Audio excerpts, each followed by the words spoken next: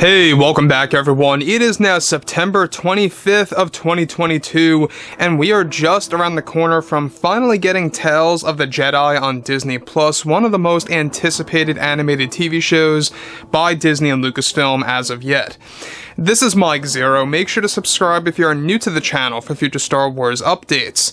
Also, by the way guys, make sure to drop a thumbs up on this video to support the channel. I thank you all so very much for the kind support. It is greatly appreciated. Now, one major thing that a lot of fans have been looking forward to is the expansion of the roadmap of the Star Wars universe and exactly where that's going to go for, of course, the Star Wars brand itself. Now, we're going to be learning a lot more about this roadmap at Star Wars Celebration in Europe that takes place next year, so keep your eyes open for that because they're going to be unveiling projects that stretch out all the way until 2025 at the minimum, because we also have a handful of D23 announcements next year as well.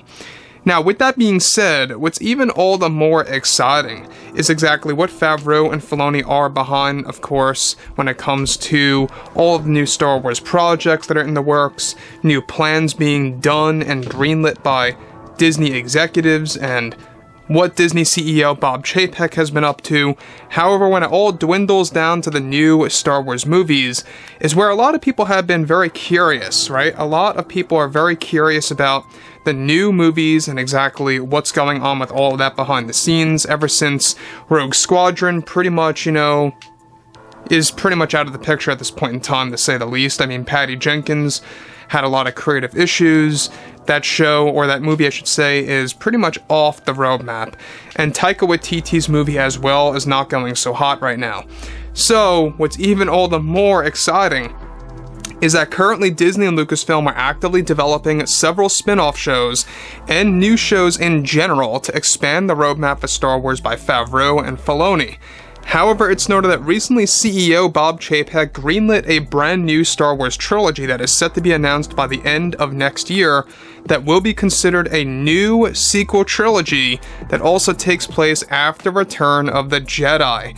Now, it's described that currently one of the big plans by Favreau and Filoni is to create 3 big movies that will be based on the characters in the Mandoverse. Much of it will, of course, be a story about Luke Skywalker and the continuation of the Skywalker saga using the Mandoverse as a template for the new trilogy. Both Favreau and Filoni are already planned to be the main writers of the new trilogy and are currently trying to find a co-writer that can help them out with the script to make the new trilogy written by 3 people total.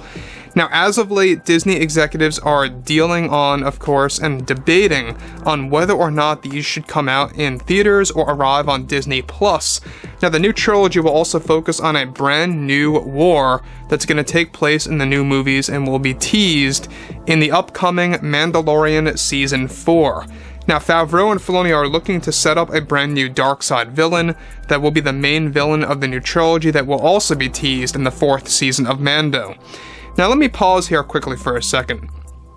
It really does bring one to question. Who is going to be this mysterious dark side villain? We're not quite sure about that just yet. We know that one of the main villains slated for Mando 4 is going to be Grand Admiral Thrawn. That's going to be pretty much an extension of what happens in the Ahsoka series. Basically, Star Wars Ahsoka is going to set up the whole story for Thrawn. Mando 4 is going to continue that story. And then once Jon gets his whole Mandalorian series settled out, that's when they're going to move on to this new trilogy, so to speak. So there's a lot at hand here. Disney executives, I think, are making the right call. This probably is the best way that you can make a alternate sequel trilogy. Not necessarily alternate, but a new way to introduce another sequel trilogy that is more true to what the fans are used to when it comes to Star Wars, right? So basically, this is going to be, yes, technically a sequel trilogy, but at the same exact time, you could also call a prequel trilogy to the sequels, if that makes sense. But anyways, moving on from all of this, it gets even more involved because Favreau and Filoni are really trying to find another writer. They're trying to get somebody else to help out with these new Star Wars projects. Of course, They want to begin production with these new movies by the beginning of 2024 when it comes to the scripts and such, since they will be announcing these at the very end of next year. So, with that being said too, moving on from all of that, Disney firmly believes that this is the best way to create a proper sequel trilogy of movies, and that all fan-favorite characters will be returning that are alive after Return of the Jedi. Now, the new films are also set to be darker than the Mandoverse, and will have both, of course, a gritty and magical uplifting tone. Now, these new films are also going to have a very high budget to make them very cinematic for the audience. This is not to be confused, however, with Disney's plans on making episodes 10, 11, and 12, as those are going to be a separate trilogy further down the road and are already in the early stages as well, as those are set to go into production by 2026. Now, we talked about 10, 11, and 12, and we have been talking about this. This is a new trilogy that's going to extend the Skywalker saga in the literal sense, where they want to continue the episode movies, so to speak, right? That's not going to actually go into production until 2026, and they're going to start off as books first by 2024. So that's going to boost the familiarity of the character of Cade, Skywalker, and all the surrounding characters like Darth Talon, you name it. But this new trilogy, I think, is going to be probably the most true one, because it's going to be based on the characters in the Mandoverse. It's going to have a lot of familiar faces. It's going to be done by Favreau and Filoni, and there's a lot at work here when it comes to Star Wars. Now, obviously, Disney executives are being very careful about this because they know what happened with episodes 7, 8, and 9. What they are doing is that they're going to make sure that this is all going to have one concrete story from the very beginning. Something that Disney failed to do with the actual sequels. And that's exactly why it really felt like JJ and Ryan were just throwing things on a wall and seeing what sticks. It just did not work.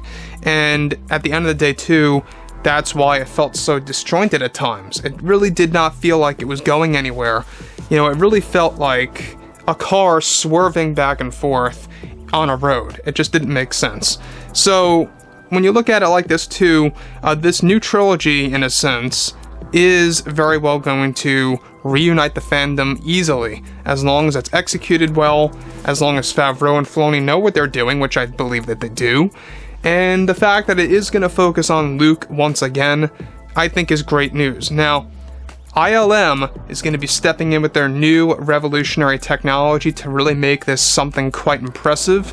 They will also be using their new tech in Mando Season 4, and of course in the Bo-Katan series. That's going to be announced next year as well, so keep your eyes open as well for that.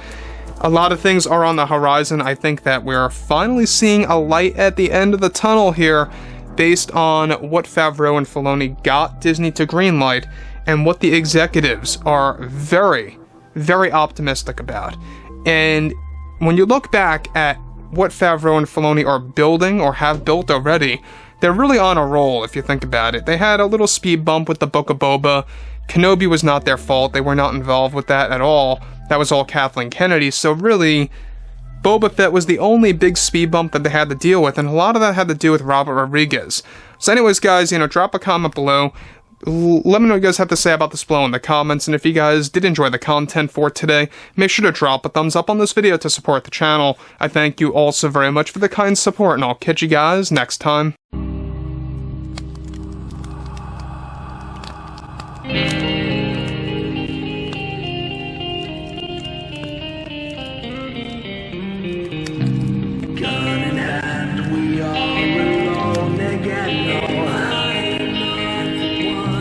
Night to moon, we hear them moans again.